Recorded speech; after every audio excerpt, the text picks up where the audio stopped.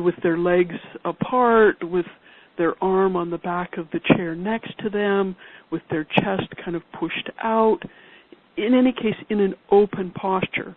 And what she found was many of the women sat with their legs crossed, maybe their hands folded in their lap. And think about, as you listen to this, what kind of posture are you sitting in?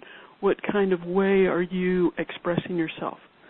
What Amy Cuddy found in the research that she did was that 2 minutes of standing in what she describes as the Wonder Woman or Superman posture, right? Standing with your feet a little bit apart, and you can try this right now. Stand with your feet a little bit apart, your hands on your hips, kind of shoulders back and chest out. What she found was 2 minutes in this posture increased testosterone and decreased cortisol. Testosterone is the hormone or the chemical, body chemical, that helps us feel powerful, that helps us feel able to accomplish the things that we want to do, to be more conscious and achieve our goals. Cortisol is the hormone that is expressed when we feel stressed. So lower cortisol levels means we're less stressed and more able to do what we want to do.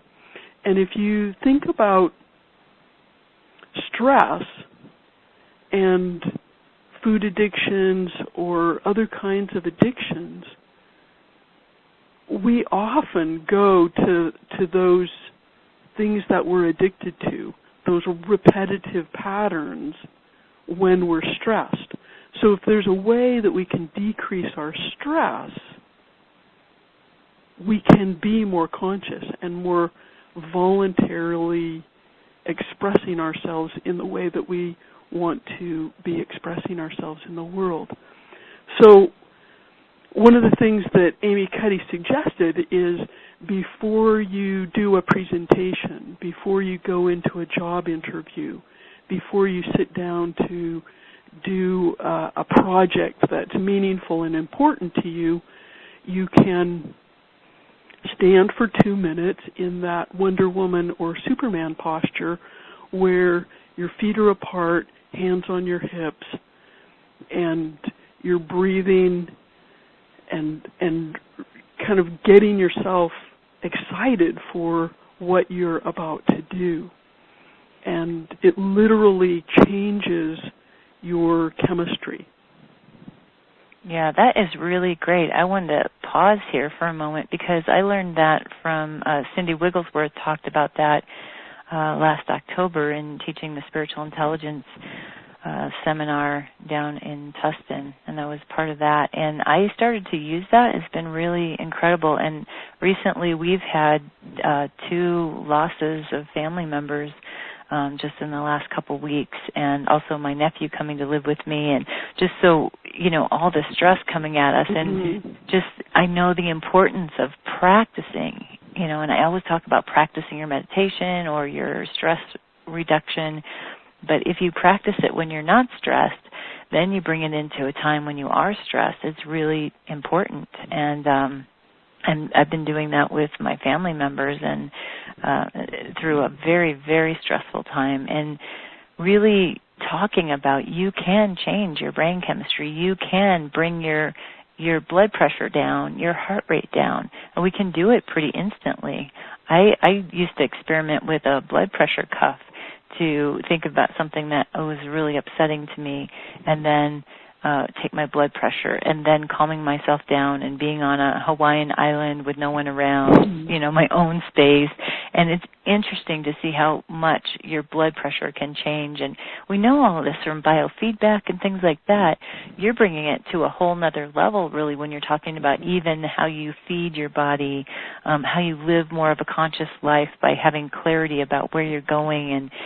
And I also wanted to say with treatment of Parkinson's, too, you do a lot of that work, and I think I read something about how important it is to have people do riding a bike or doing some exercise, that they're making their body move in a certain way, direction, which increases the voluntary control versus loss of control. Am I correct on that, Kimberly? Right. And one of the things that I've been working on since I've heard about Amy Cuddy's research and thinking about how our body position and body movement influences our brain chemistry.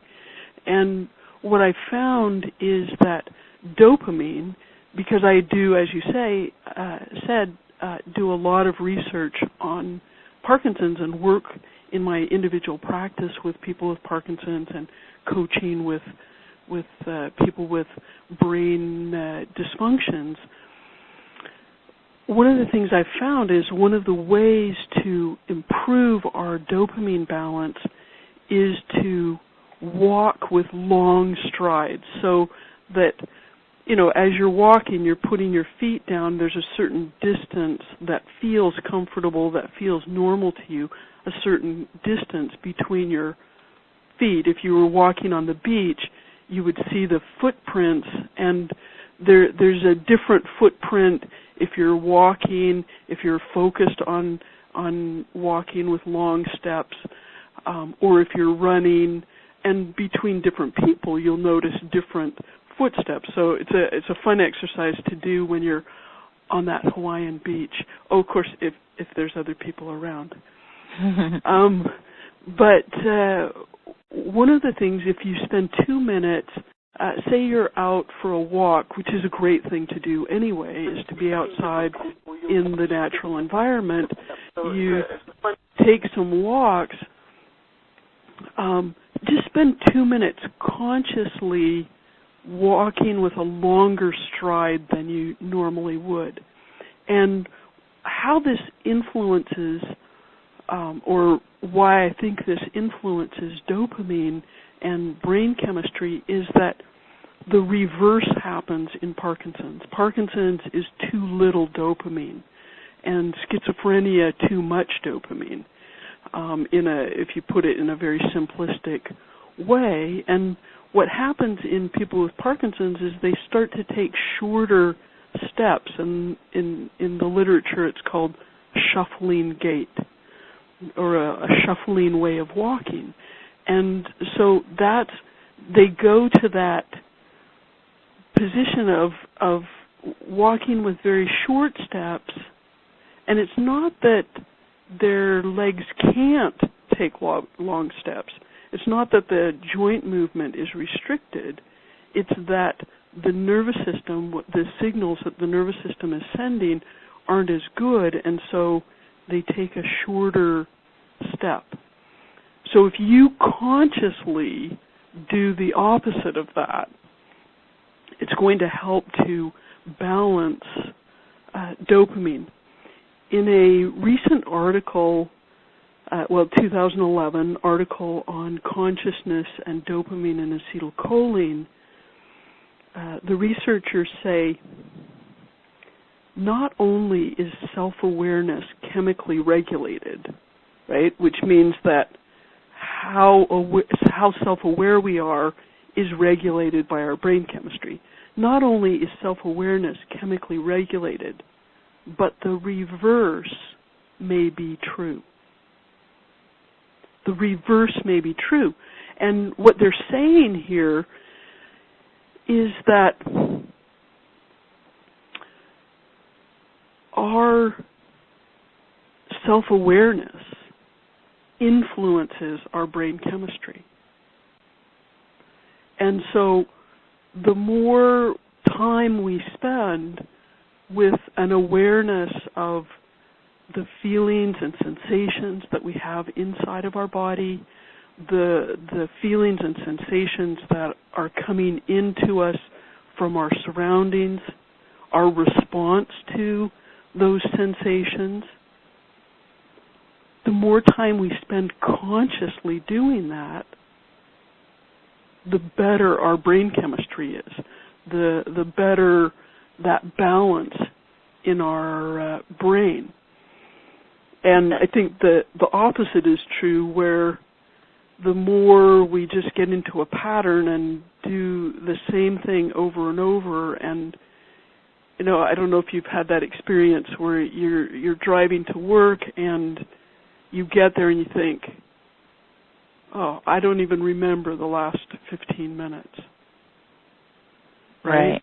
Mm. That's like a total lack of self-awareness. And having that awareness actually makes you a better driver, improves how you are, the person that you are in relationships, improves your productivity, your focus. Yeah, and all of that is right in line with positive psychology, too, that is doing a ton of research, and also the neuroscience of emotion, and looking at the neural pathways, that the more that we focus on the negative and maybe the old patterns of thinking, the more that we think of those. It's kind of recently losing my brother-in-law and also my stepsister, the more that you think about that person, the more you think about them, the more you think about them, the more you miss them. It just, because it's so fresh, you just keep thinking about that person and so many little things that normally I wouldn't have thought of in my normal day to day. I might have thought about it on the weekend or different times. And with positive psychology and the neuroscience of the brain, they're really talking about the more you focus on something that's positive, goal-directed, like I love your chart here, your consciousness, goal achievement, having clarity about where you're going, putting up little signs, inch by inch, anything's a cinch, yard by yard, life is hard. I remember that from Robert Schuller. I had that up when I was going through college and working 3 jobs, that going in that positive direction creates neural pathways that are new, and we go in a different direction. So, what you're talking about from your end of the research and what I've learned too, it's just amazing how all of this science really is coming together. That's one thing I love about what you do, Kim, is that you bring the science to what you're doing and really validate it. And you also have the experience of working with people, and you see the changes and the results, from the work that you're doing. So, to be more conscious, it's like, what do you want to focus on today? Where are you going to let your brain go? What are you going to do to take care of yourself to go in that positive, life-affirming, conscious clarity direction? Or, are you going to kind of stay unconscious? I think that's really the overall thing that you're talking about in a very concrete way. Right. That what we do with our bodies, what we put in our bodies, influences our consciousness as well as what we spend time thinking about and what kind of awareness we have. Yeah. Can we open it up to some questions, see if anyone has any questions? Sure. So if you're on the webinar and you want to ask a question, you can actually type it in. So far, I don't see any new questions. I've been refreshing that from time to time. And then if you're on the phone, I know we have some different people on the phone, and you want to ask a question, please just feel free to jump in right now if you would. Or if you have any comments relating to this, too. It doesn't have to be necessarily a question.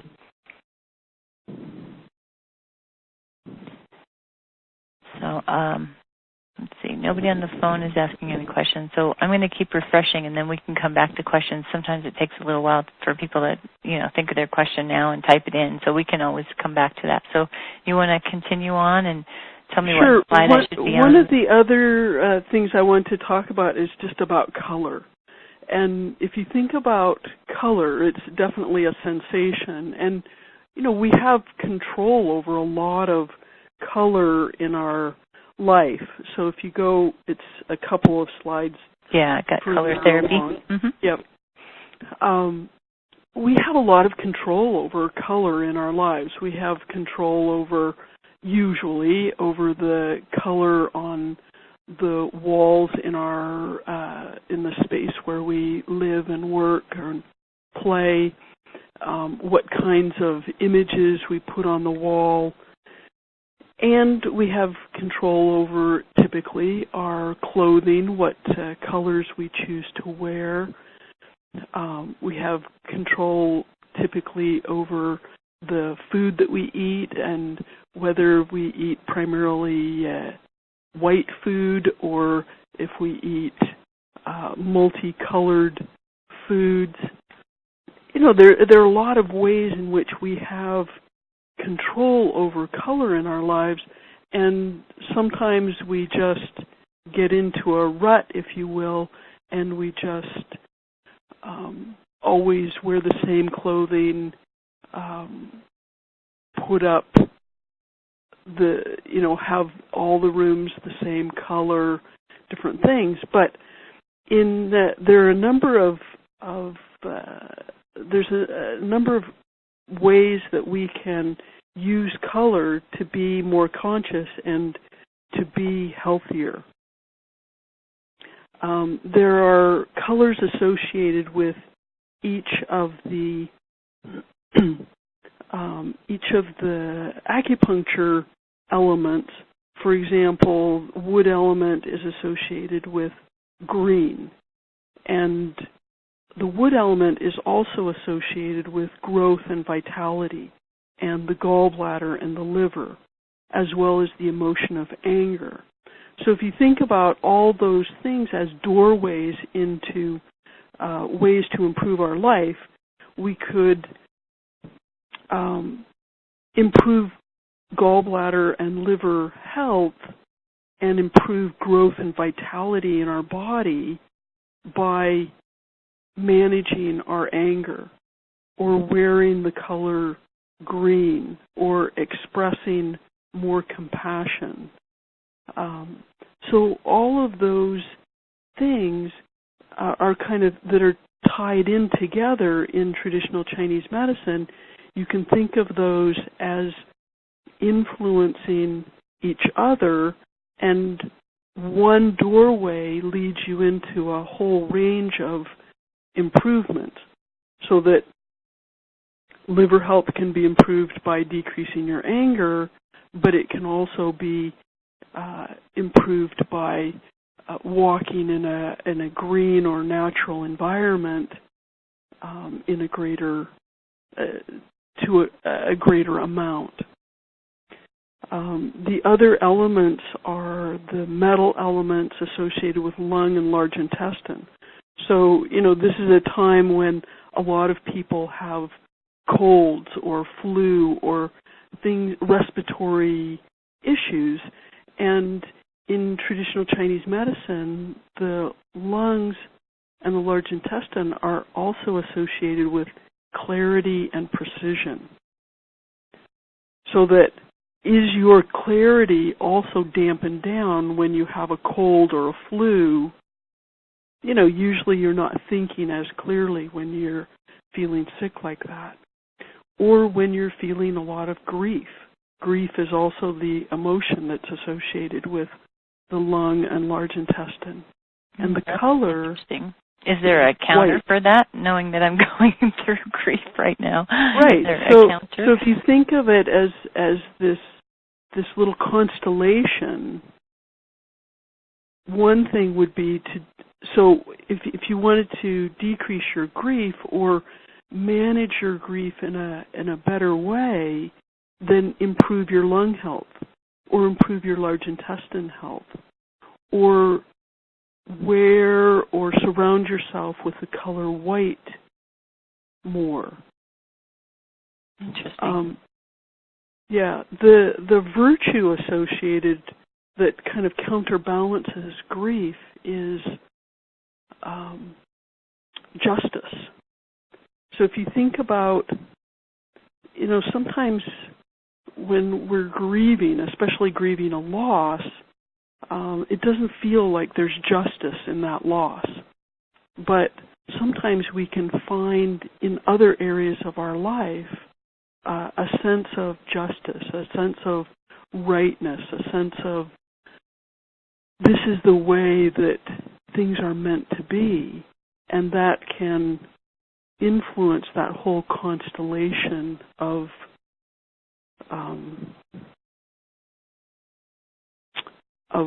elements that are together with with that. Also, our large intestine, which is associated with the lung, kind of the counterbalance to the lungs in acupuncture, large intestine is associated with the brain chemical serotonin. And serotonin is the happy drug, if you will, or the brain chemical that makes us feel good. And ways to improve your serotonin levels are, for example, smiling.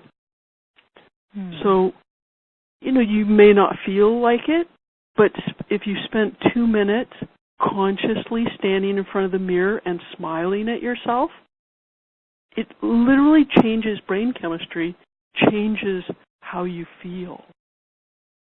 So there's 2 things to do. Stand in the superhero posture, yes. increases your testosterone and lowers your cortisol levels, and smiling will increase your serotonin level. That's great. And right. It's interesting because I know there's so much wisdom from the wisdom traditions, really, and I know Paramahansa Yogananda used to talk about how important it is to smile even when you didn't feel like it, that really changes your experience in the world. And it really does. I mean, try it right now, Try just smiling. Try standing in that superhero pose like Batman or whoever the superheroes are, to stand in that for 2 minutes before you go on to your next thing after this webinar. See how that feels. See how you change in your body and how it can lift your spirit. Yeah, that's really great. I love these real concrete ways to increase our consciousness and really shift our energies.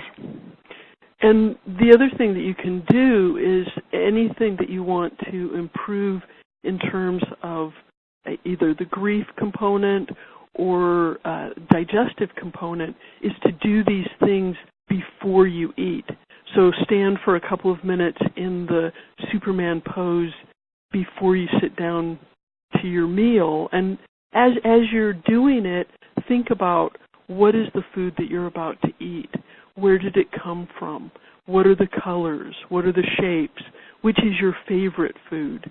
Just consciously make it a mindfulness consciousness practice, and you'll be increasing your testosterone, decreasing your cortisol, improving your serotonin, all these things. And if you do it right before you eat, that really brings more nutrients into your body. And a lot of brain chemicals have a protein component. And so the better you're digesting your food, the more of those nutrients that can be used to improve your brain chemistry balance. Nice, nice.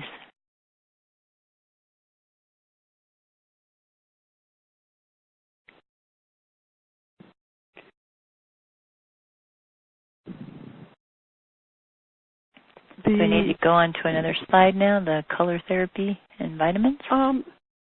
Yeah, you could put that one up. In color therapy, there's a way that they talk about certain colors associated with certain elements or certain vitamins, so that vitamin A and vitamin C. I think if you just think about what color might be associated with vitamin C, I think yellow is kind of an intuitive color. But in some forms of color therapy, vitamin A and vitamin C are associated with yellow, and vitamin B and vitamin K are associated with green, while vitamin D and vitamin E are associated with a violet or a purple. So if you think about what purple foods, there are certainly blueberries, my favorite purple food, or bluish food, eggplant, and then iron, things that have red, so beets, for example, and calcium, white, associated with white. Milk is kind of a common calcium thing. Bones have a lot of calcium. and both of those things are white, but looking at so that eating foods of a certain color can improve the vitamins that we're getting. But think about it in a more expanded way in terms of the colors that you surround yourself with. So that, for example, if you're low energy, think about having more red around you, because red associated with iron, associated with, in traditional Chinese medicine, the fire element, the energy, the heart. Having more red around you raises all of those things and can raise your energy levels so that you can do the things that you want to do.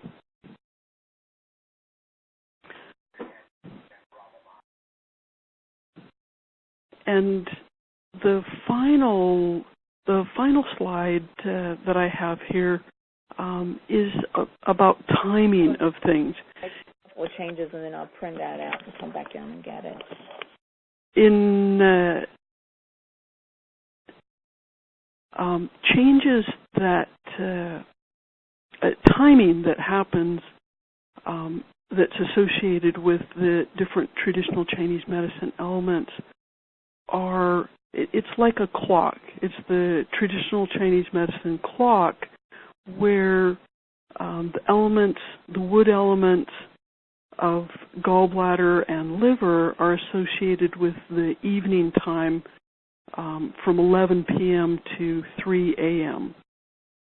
And so remember, wood elements associated with dopamine, and those elements associated with the time period from 11 to 3 a.m. And then acetylcholine, which we talked about earlier, associated with the earth elements, which are associated with the time period of 7 a.m. to 11 a.m. So how can you use this timing information? First of all, think about what you're eating during those time periods and how it's affecting the elements that are associated with that. And also, if say you can't get to sleep, and you're trying to go to sleep between that 11 to 3 a.m. time period, think about doing something that improves that constellation of wood elements, gallbladder, liver, anger, color green, dopamine, compassion. Going in through one of those doorways will help your sleep during that time period. And the earth element time period from 7 a.m. to 11 a.m., that's often where the time when we're waking up, we're getting ready for our day, we're planning our day, and if you're very low energy during those times, or it's difficult for you to get going on something, then think about what can you do to influence that constellation of earth elements, the stomach, the spleen, the color yellow. The emotion that's associated with the earth elements is often worry or disappointment. And the flip side, the virtue, is faith. So think about, what do you have faith in? What are you doing that can influence other people's faith? Those kinds of things, and thinking about, what your energy level is like during a certain time period. You can use color, you can use conscious awareness, you can use movement, all of these things to feel more vibrant, more alive, and certainly more conscious as you go about your day. That's really great. I love just the very concrete things that we can do. That's really amazing. So we have just a few more minutes. Can we open it up for some questions or any comments? I know we had more people join us on the phone line and a few people on the webcast. So if you have joined us on the phone line, we'll open up to questions right now. If you are on the webinar and you want to type in a question, go ahead and type that in, and I will ask your question. So does anyone want to offer any comments or have any questions for Kim?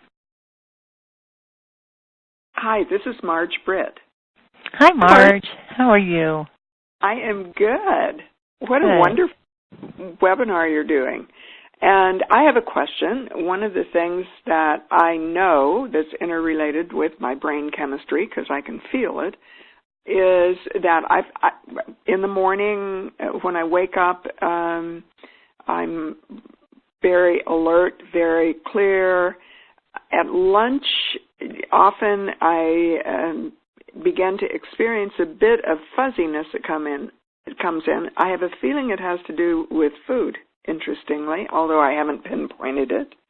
And I'm just curious, how do you really analyze this kind of thing so that you can know rather than guess and intuit it? Right. Well, I mean, certainly, I think one way to know is to try something, and if it works, then you know that what was happening was related to that. I don't know that there are any really specific tests to see, but what I can tell you is that the constellation of things that go with that time period, 11 a.m. to 3 p.m., are the fire elements. And that's the heart and the small intestine. And so when you say that you think it may be related to food, think about, first of all, what you're eating between 11 a.m. and 3 p.m. And how well your small intestine is absorbing it. The color is red. So think about eating red foods, surrounding yourself with red, wearing red, meditating on red before you eat, those kinds of things. The emotion that's associated with the heart and the small intestine is joy on the positive side, but also a kind of a mania on the negative side.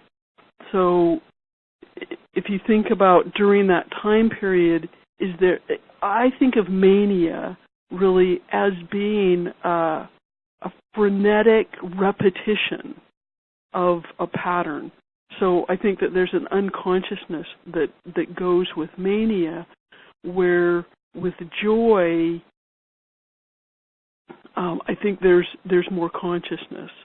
And so just kind of looking at where are you on that spectrum, but also your small intestine is located, of course, if you put your hand just over your belly button, pretty much your hand is around your small intestine.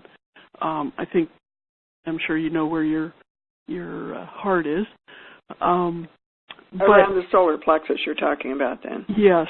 So connecting those two elements, the heart and the small intestine, putting one hand over your heart, one hand over the small intestine, that can also facilitate that flow of energy and raise your energy levels.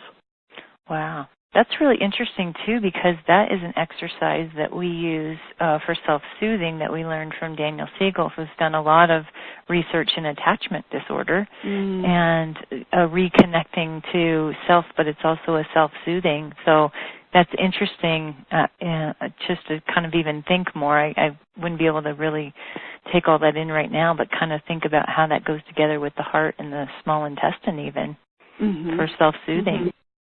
Well, and self-soothing is a self-awareness, right? Right. It's raising your self-awareness. Right. Marge, did you have something you wanted to say there?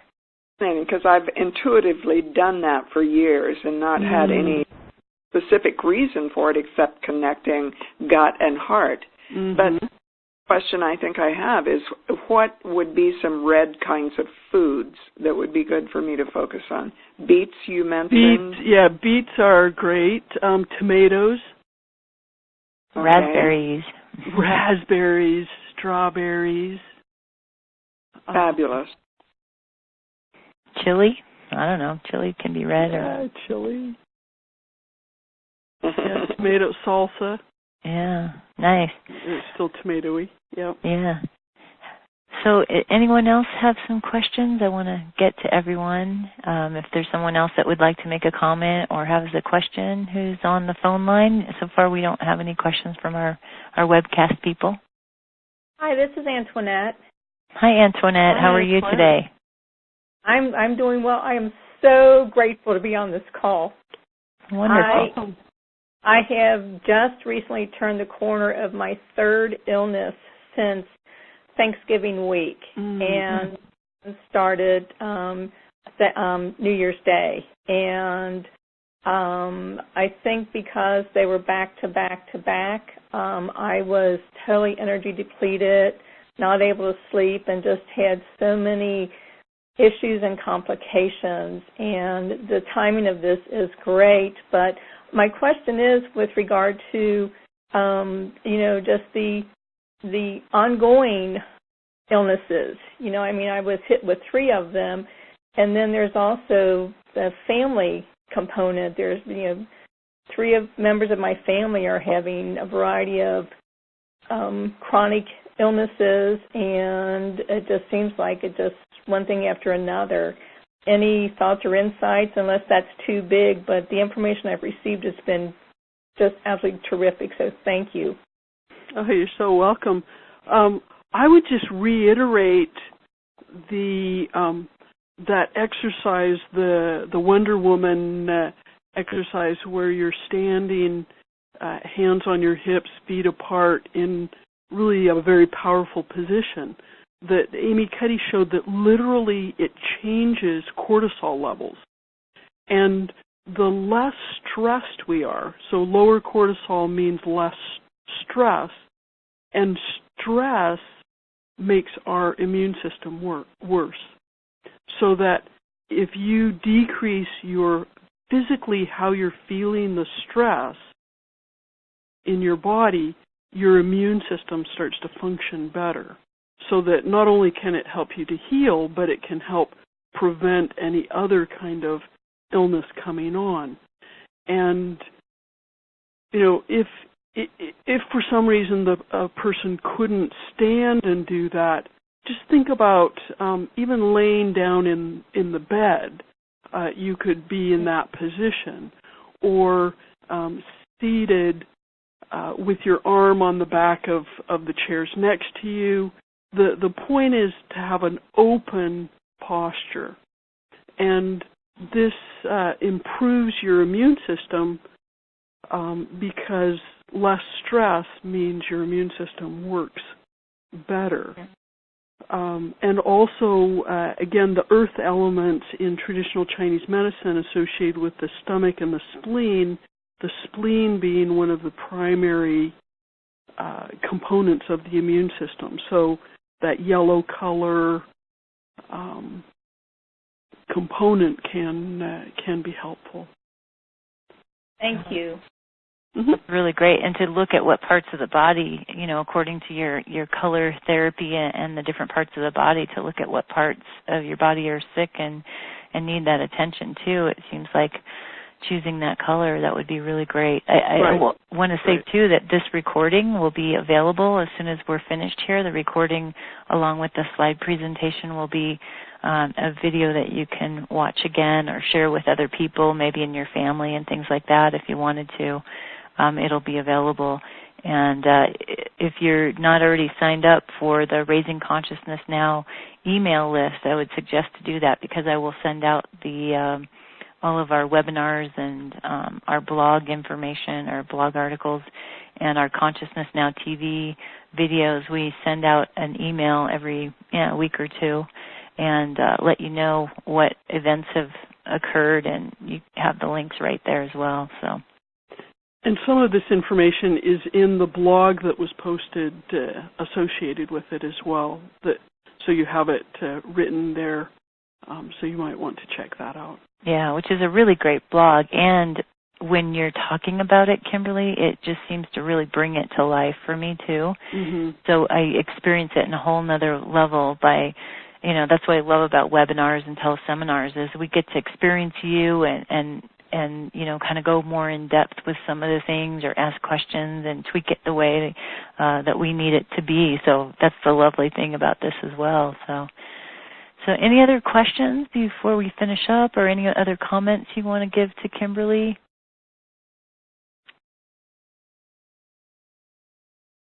Okay. Well, this has just been really a wonderful time. Anything else you want to share, Kim, before we close here? Just to maybe read that statement that I had earlier from a research article. Not only is self-awareness chemically regulated, but the reverse may be true. And so really look at what are you surrounding yourself with, and spend a few minutes just every day consciously thinking about what's around you.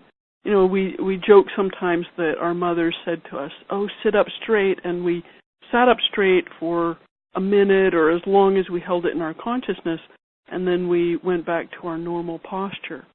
But those minutes of consciously doing things that help us and heal us and support our ability to contribute in the world, they're just so important.